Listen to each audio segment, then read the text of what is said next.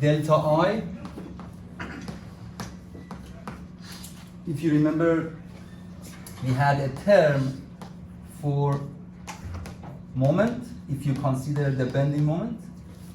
You have another term for axial force.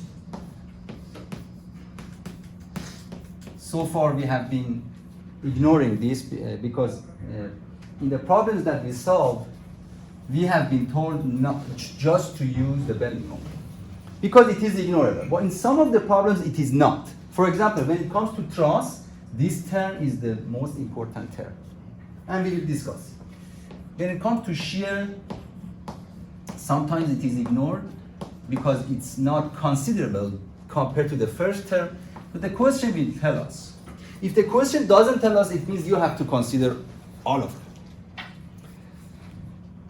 Another thing I want to point out is about this notation. So in the note we use M bar. I intentionally use it because I want you to get used to different notation from different textbooks. Some of the textbooks are showing this with M bar. The reason is that we have a formula for linear spring, the one that comes with sigma. Sigma R, R bar, K, subscription, delta, this one. And we have a torsional spring, M, M bar, K, theta. So look at this M. This is the moment in the torsional spring under the real loading. M bar is the moment in the torsional spring under unit load or virtual load. So the textbook is showing this with M. So do not confuse this and this. So it doesn't matter which notation you use in the exam. You just need to understand it. If it confuses you, just write it in such a way that you can remember on your crib sheet. It doesn't matter. And there are two notations in the textbook. When it comes for bending moment, we show it with M. When it comes to unit rotation, it is shown by M theta. So two different symbols. Any question? So it means when you apply a horizontal or vertical unit load, something like this or like this, the moment under this virtual load is denoted by M. When you apply a unit moment, for example, kilonewton meter, etc., then the moment under this virtual moment is shown by M theta. So different notation. Be careful about this kind of thing. Again, you can include all of them in your crib sheet to avoid any confusion during the exam. Any question? So now, we are going to discuss this term. We haven't discussed it so far, and this term. So we pay more attention to these two terms today.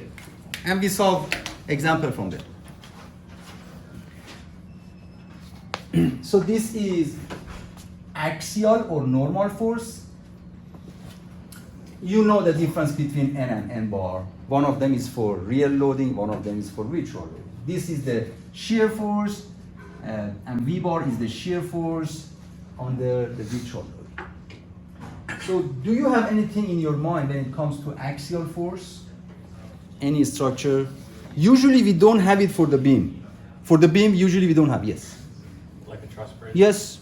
So a good example for this term is truss, because all members of the truss are under only axial load. So we will definitely use this term for the truss in next session. So this will be the main point of our discussion in next class. We use it for truss. But we will do some modifications to that. The modification is like, because in the truss, we know that the axial force is constant. We already know that. Axial force is constant. So it means that when you have a truss and you move over the length of the truss, the amount of axial force doesn't change. For example, you say this is 2 Newton, this member is under compressive load. So this 2 Newton is constant through this member. It doesn't change. You already practiced a lot of questions for truss in the statics course. So basically, we can conclude that instead of taking integral from A to B, we can just consider the amount of n and n bar to be constant. So we replace integral with sigma, and then we say n bar over EI. So n is this amount, the axial load inside the member of the truss. N bar again is the axial load when you have a unit load. So N is the axial load in the members of the truss when you have a real loading. N bar is the axial load in the same members of the truss when the truss is under unit or virtual load. And then this differential of x is removed, and then we replace it with L. Because integral of differential of x is basically x. So basically, if you integrate it over the member, it will result the length of the member. So this is L, the length of this member. So basically, this is the term we use for truss, but not today, next class. So now you know the application of this term.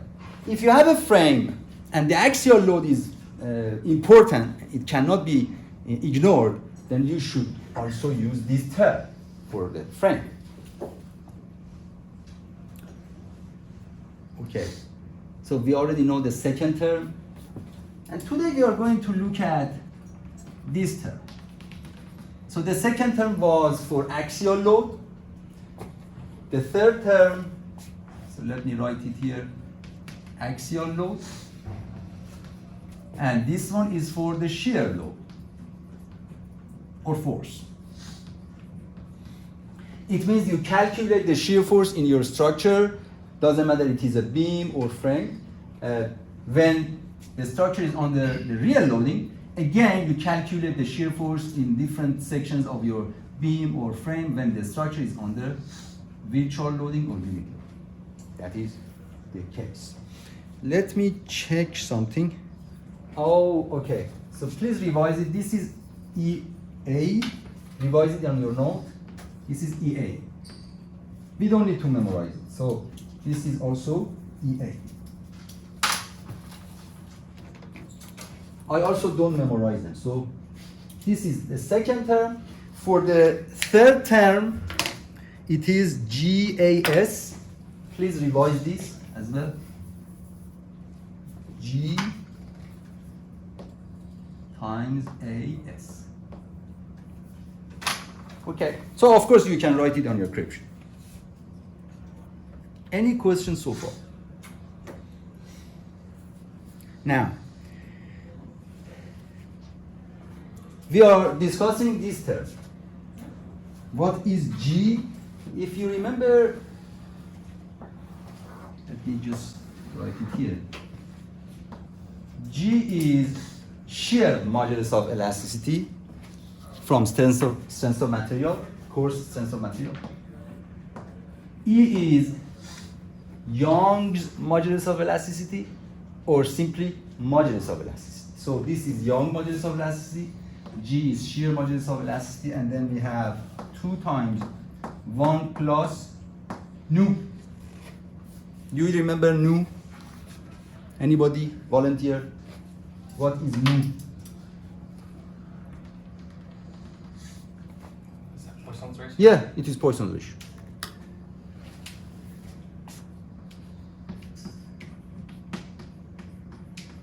Mr. Poisson is the one who proposed this ratio. If you remember, nu was between 0 and 0.5. It doesn't get equal to 0 and 0.5, but it is close. So now you remember G. Okay, so G is used here. Another thing which is rarely discussed in the course Strength of Material is AS. Definitely you can find it in your textbook. If you go back to the course Strength of Material textbook, you can locate this concept to see the proof. But here we just use the final result. So depending on the AS is effective shear area. AS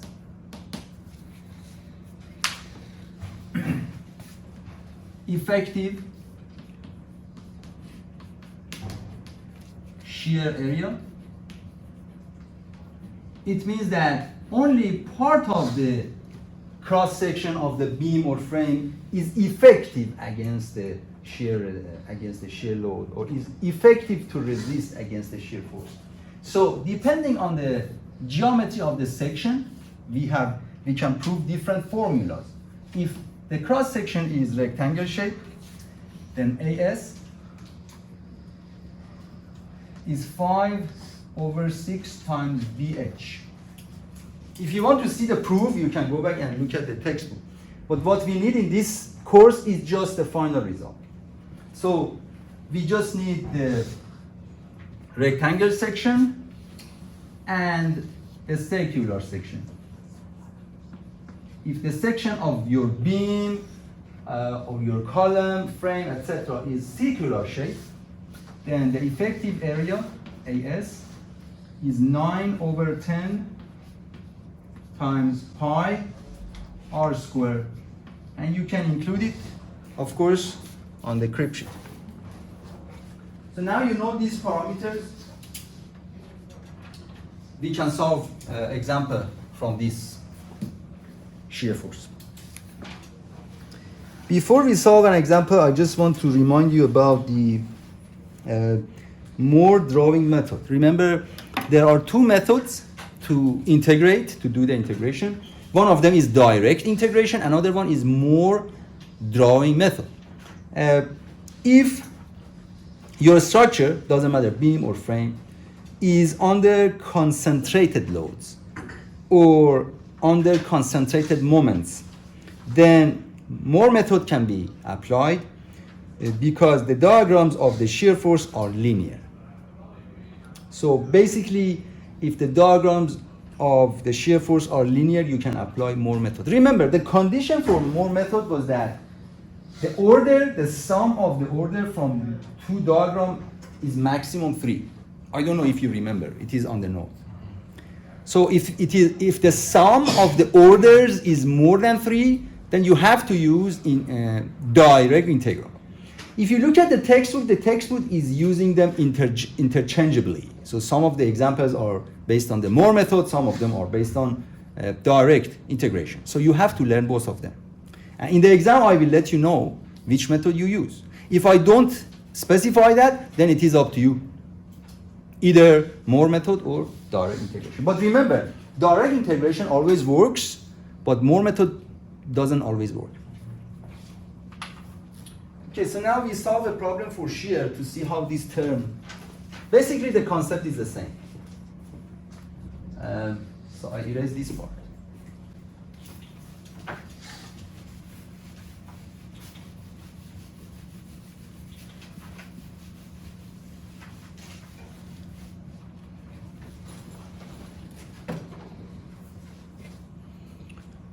So this is outsourced problem, so it's not in the textbook, so keep a record of it. Determine the vertical displacement of point B.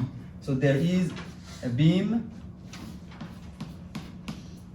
It's a cantilever beam from A to B. It is under uniformly distributed load.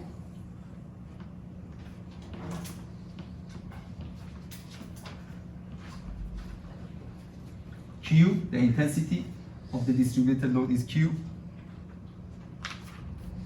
The length is L modulus of elasticity is shown with E. Poisson's ratio is given 0.25. Poisson's ratio is for the material that is used for this beam. That's it. The cross section of beam is given. The cross section of beam is rectangle shape. The width of the cross section is shown by parameter A. The height of cross section is shown by parameter 2A. It means the height is double the width. The question is asking to determine the vertical displacement of point B. Delta at point B vertically. This is the objective of the question. The question also specifies that due to only shear force. In most cases, when the question specifies due to only one term, it means the other terms are too little compared to that term. That's why we ignore them. So just follow the instruction from the question. So it means we have to use only this term, V, the shear force. So what is the first step? Basically, the steps should be the same as what we have done before. Any volunteer? We are going to use this term. So I write it here, integral V bar GAS dx. We are going to find this. And this one is the one that we are looking. So it's delta for point B in Y direction. So now, what is the first step?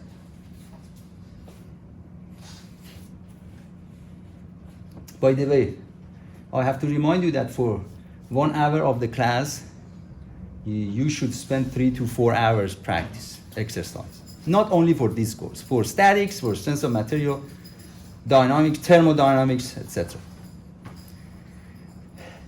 If you don't spend that time, whatever effort I am doing and you are doing the class will not be helpful, honestly. So that time is important. So I understand that you don't have time. Sometimes you are overwhelmed because you have different courses. This should be considered at the beginning of the class, at the beginning of the semester when you select the courses. That time is called student learning time. So if you have 2 hours or 2.5 hours of this course per week, it means 2.5 times 3 or 2.5 times 4 hours is your student learning time out of the class. I say 3 hours to 4 hours, it depends on your intelligence, your background knowledge of mathematics, etc. And I used to calculate that time when I was working in UK, because I taught these courses in UK University, Coventry University. It was very important, and we considered that time. I am not sure if it is considered here. I guess you should do it on your own. Nobody is doing it for you. So be careful for next semester. You need to spend time out of the class. If not, whatever I do here or whatever you do here won't give a good result, honestly. Okay, so any strategy, how should I start this? I'm looking for this. Remember when it comes to, yes? Did you find an equation for shear?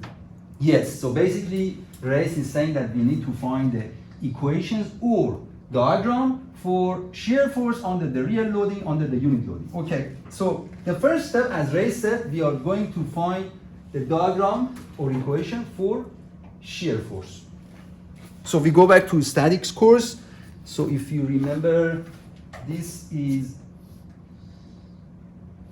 X and this is V. The diagram is this one.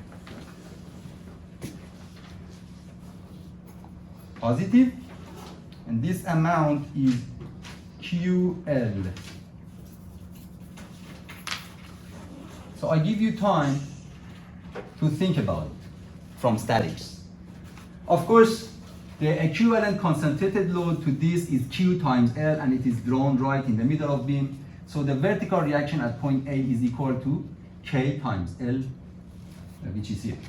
And then you take a moment about point, and then you write sigma Fy, and then eventually you find Ay is QL. Right? So I'm sure you can do it. So the vertical reaction at point A is QL. And you already know the shear force at point B is 0, because point B is just a cantilever. So you can connect them by a straight line, because if the intensity of the load is a horizontal line, then the shear force is a line at an angle. The diagram for bending moment is a parabolic curve. If this one is a line at an angle, this is a parabolic curve, the bending moment is a cubic curve, etc. These are reminders from statics. So we just need this. Any questions? Now we place a unit load on this beam. It means this is the beam. Remember, you remove all the loads. Where should I place the unit load? At B, horizontal or vertical? Vertical, because we are looking for vertical displacement. So we place it downward. Why did I place it downward? Why? It doesn't matter. It doesn't matter. So eventually, if you find the final answer and it is positive, it means this direction you assume is correct. If not, you have to flip it. So now I draw, this is point, this is X, this is V bar, and then this is the answer. It is 1, because when you place unit load, then the vertical reaction at point A, of course, is 1 upward. That's it. So we have this diagram, which is simple. If this is more complicated and you cannot simply draw the diagram, then the answer from race is the most accurate answer. You have to find the equation. So it means you cut your beam in different sections and you find that equation, and then you can draw the diagram, or you use direct integration. So you have to find the equation somewhere. Graphical method doesn't always work. It doesn't always. For simple questions like this, it works. I mostly use this graphical method in the class because it saves our time, because we are not supposed to discuss bending moment and shear force diagram. But the good thing is that this is very important when it comes to FE exam. Again, FE exam gives you 1 minute for each question, so this method is very workable for the questions of FE exam.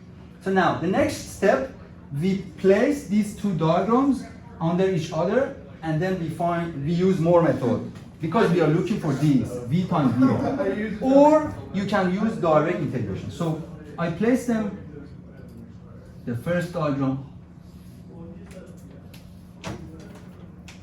this is the first diagram, QL, and the length is L. The second diagram,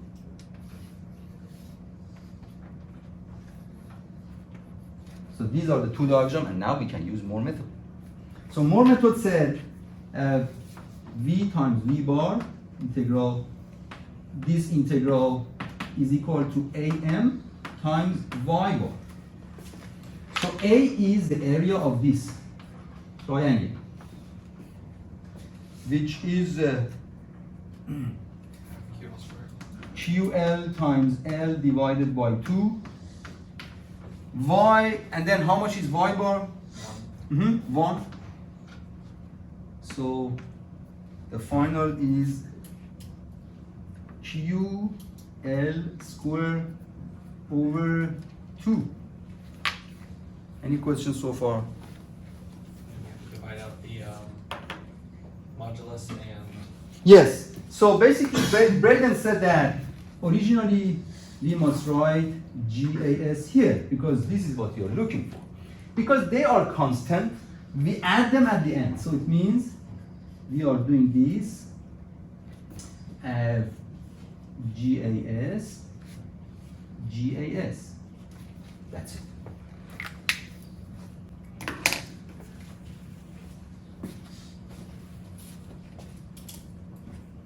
So you can see the procedure is the same, but it could be more complicated. Again, the procedure is the same, but the diagrams could be complicated. And that is statics. And when it comes to a frame, of course, the diagrams for frame are complicated and they are time consuming. But the concept is this one. Now, we continue by replacing the value for AS and also G. This is the formula for G.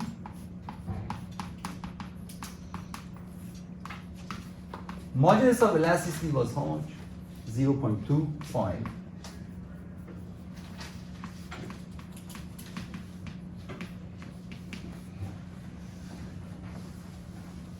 So it is E divided by 2.5. AS, when it comes to rectangle shape, you have your crib sheet is 5/6 times A. This is the formula that I wrote for you for rectangle shape. So now the area of this triangle is A times 2A because the dimensions are given here. One of them is A, another one is 2A. So the final answer, 5/3A squared, yes? Okay, we have G, we have AS, we just substitute them in this formula. So delta Y for point B is QL squared divided by 2 GAS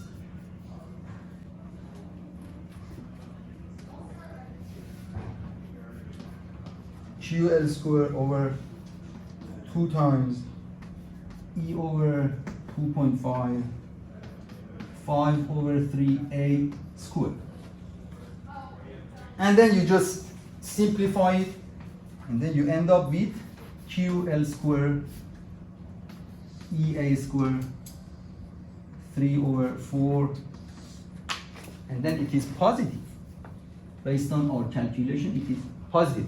So the reason I'm writing positive sign is that once you get it positive, it means your first assumption was correct. Point B will move downward because this is positive. If it was negative, it means you have to flip this direction that you assume at the beginning. Was E not given? So again? Was E not given? No, E is not given. Okay. So you can see the problems that we solve in the class, we deal with the content, but if you go to the textbook, the difference, you are given the value for Q. How much? For example, 10 Newton per meter. The length, maybe 2 meters. E, whatever. It's a number. A is given. So you are given these values, and of course you can use your calculator and you do it. But be careful about the unit consistency. Sometimes the units are not. For example, L is based on in terms of foot, Q is with Newton per meter. So I'm sure you know how to convert the units. But you should practice. We don't have time to do that in the class. That's it. Okay, any question? I pause for 1 minute, you look at this, and then you see.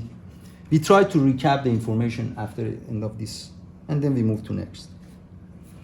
Or maybe someone recap what we have learned, the tricks.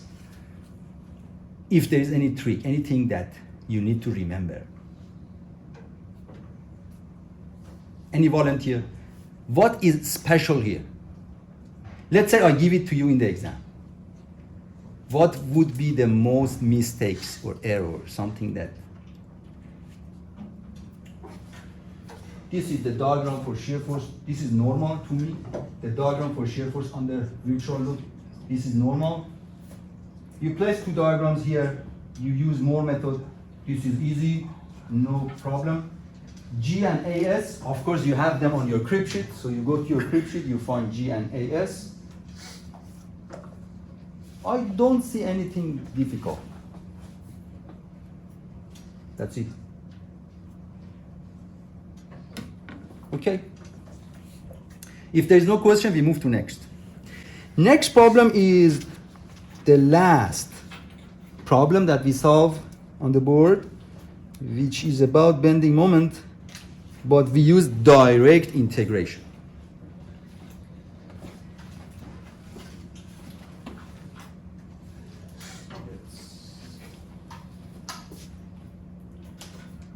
Okay, I erase this part.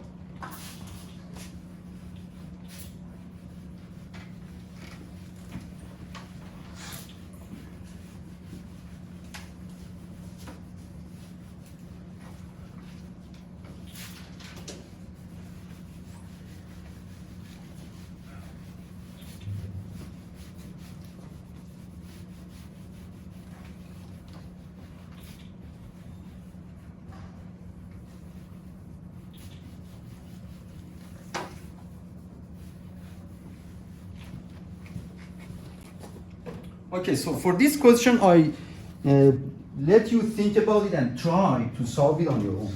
So there is a beam. One side of the beam is on a pin support. Another one is just cantilever. So we have A, we have B, we have a uniformly distributed load,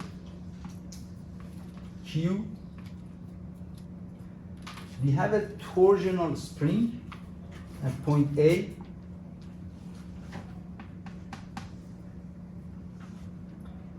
The constant value for torsional spring is given 2EI over L. Parametric question. The span of the beam is L, and modulus of elasticity is E. Moment of inertia is I. EI is the rigidity. So this is the beam. The question is asking to find the vertical displacement of point B. Vertical displacement of point B, delta By, and due to only bending moment. Only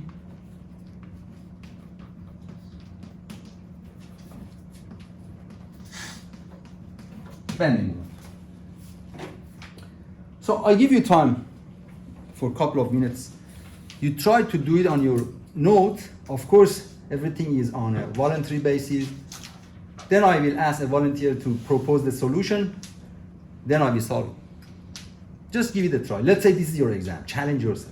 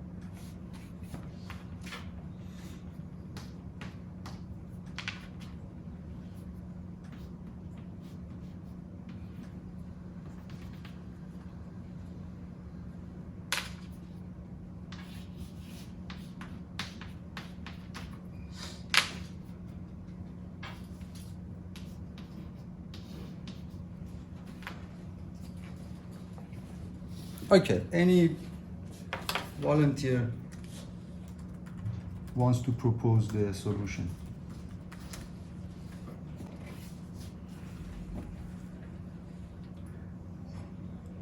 You need more time, okay.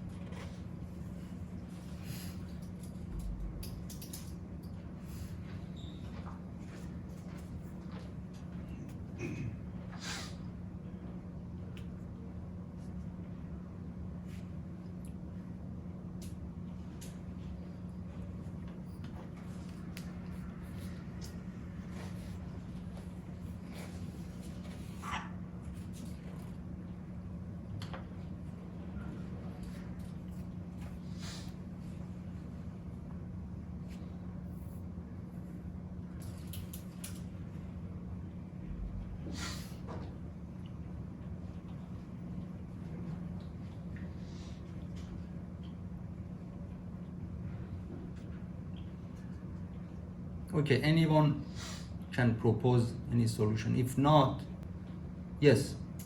I got QL cubed over 3EI. The final answer? Oh, okay. Let me see. QL over? QL cubed over 3EI. No, it's not Q. So, I mean, the time was short. I don't expect you to fully solve it in a couple of minutes, but I just expect you to propose a method for the beginning of it, how to start. Basically, this is the formula that we are going to use, right? Because it is bending moment, and we have a torsional spring, so we use this term as well, right? The textbook is showing this one with lowercase m, but I cannot because I need lowercase m for here. So be careful about these different notations, right? Okay, so you know the meaning of it and this. So now, this is the beam from A to B. So this point is A, this point is B. The first step, we are looking for this 1, 2, 3, 4 items. Under the real loading, we need to find uppercase M and this M. So this M is here. The moment in the torsional spring is shown by M, and I'll show it here. This is M. How much is this M? When you already know the intensity is Q and the length is L, you can do it in your mental math, using mental math. How much is this? Q times L, Is it kilo squared? Yes, Q L squared over 2. What should I consider for the sign? Is it positive or negative? When it comes to internal loading, the students are good for conventional sign. But this is not internal loading. This is at the end of the beam. So I remind you, if this is a beam or whatever, you cut it in the middle, like this. Of course, you know these are the sign convention. No doubt about it, you know it. But what about the ends of it? When it comes to the end of the beam, the sign convention is positive for this. Include it in your crib sheet or memorize it. For the end of the beam. So these two are different. Internally, this is the sign convention, and you all know it. When it comes to the end of the beam or segment, this is the sign convention for moment, and these are positive. So it means this is the positive for the left corner of the segment. This is positive for the right corner. Now we are on the left corner of this beam. So this is positive, but this is against, so it is negative. Again, of course, you can include all these details on a crib sheet. You can include. It doesn't matter, you bring many equations, etc. And sometimes you need to explain something on your crib sheet to aid your memory, it's fine. Okay, so now we found this one. This one is this one. This M is this one. We found it. Another one is this, the equation for moment. So we cut this beam somewhere in the middle of beam or somewhere. The reference point is point B, so x is measured from point B towards point A. So this is x. We are looking for this moment. The equation of the moment. So simply mx plus q, this is q, qx squared over 2 is 0. So from here, mx is negative qx squared over 2.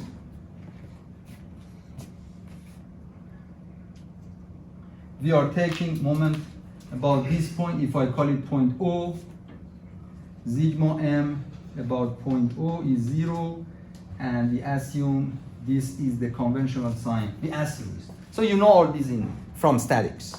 So I just move forward in a rapid space and faster because I assume you know all this. So we were looking for two items. Those two items are this one.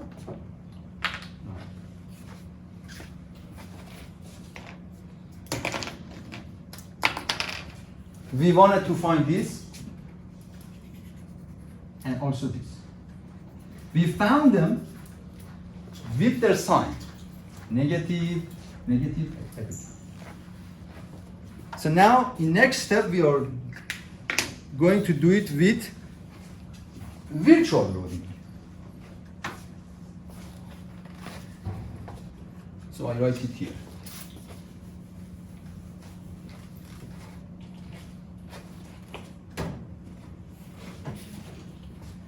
For virtual loading, we have this beam.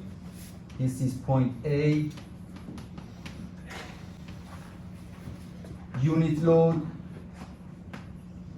This is point B. And we have a torsional spring. We show it with M, but because this is unit load, M bar. This is M bar. How much is this M bar? Mental mass. 1L or L? This is L, yeah, this is L.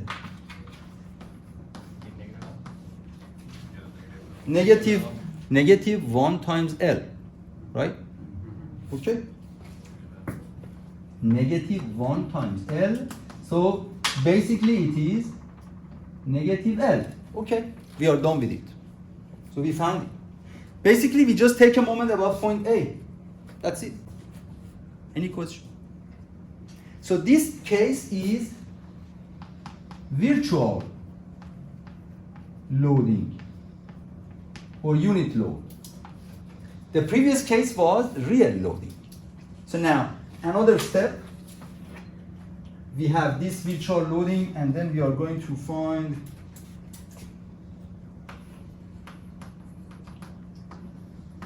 this is A, this is B, torsional spring here. We cut it somewhere here.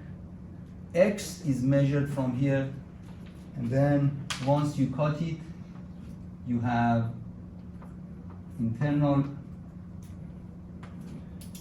This is what we are looking for, mx, the equation for it. And of course you have 1 unit load here. So how much is m here? Mental mass. And this is x.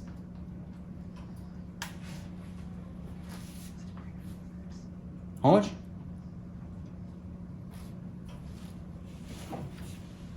Negative X. Mm-hmm. Yes. Is there anyone who doesn't understand it? Why negative? So m is negative x. It is negative 1 times x, so negative x. Basically, at this step, you should be able to do a mental mass and calculate this kind of thing. It's a good preparation for future. Because in a couple of years, you become engineer, so you should become more professional. Okay, negative x. So we were looking for two items. Those items are this one, we found it, negative L, and this one, negative x. So eventually, we were looking for 4 items. Look at here. 1, 2, 3, 4. Okay, we found 1, 2, 3, 4. So we have them. So now we just substitute them in the equation. Any question?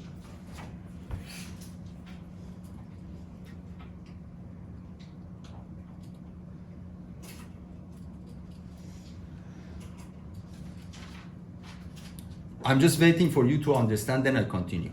That sometimes I pause in the class, so you can capture.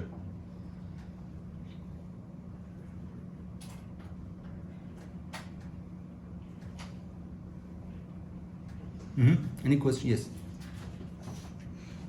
How to tell which one's the virtual loading and which one's the real loading? This one. Okay. This is real loading because it is given in the question, Q. Do you agree it is given? So for example, Q is 10 Newton per meter. This is real loading. So the loading that is given in the question is considered the real loading. Then you remove this real loading, just erase it. And then you just place a unit load at point B. This is virtual loading. That's it.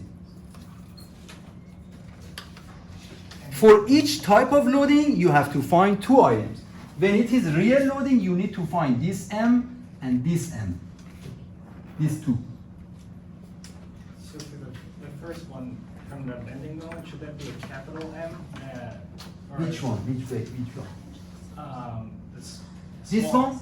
Yeah, the capital. This one is the moment under the real loading is this. This is the moment inside the beam when you cut it. This is the moment in the torsional spring. It's not inside the beam, it's just for this spring. The textbook doesn't have this kind of problems in the text, but sometimes you see them in the exam or even in the homework. And it is confusing, so now you should learn. Any question?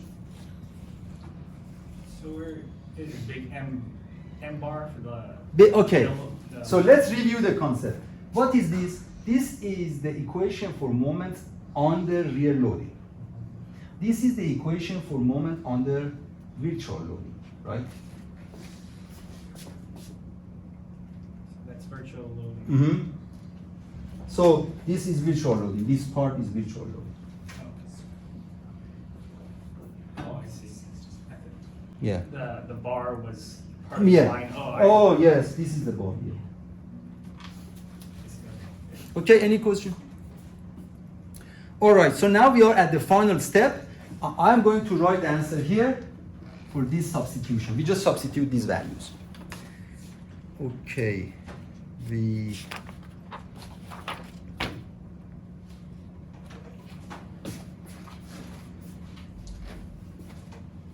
Delta y, delta for point B,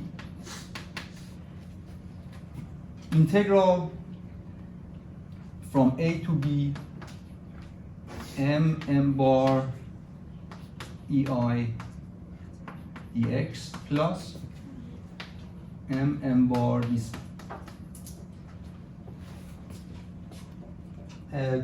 Why I write from A to B? Because we have only one region from A to B.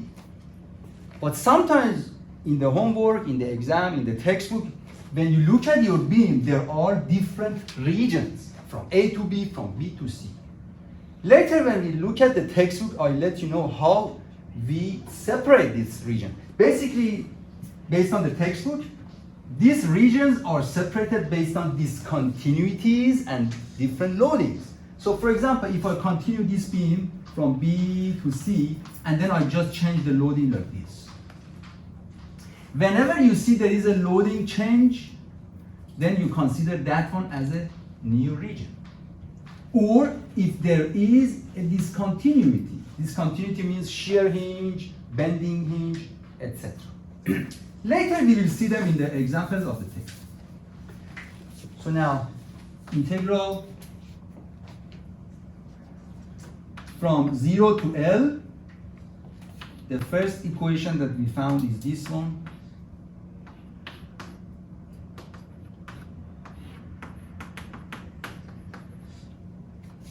Plus negative Q L square over 2 negative L 2EI over L. So negative, negative. Definitely you can do this simple integral, right? But this is not Moore method. This is direct integral.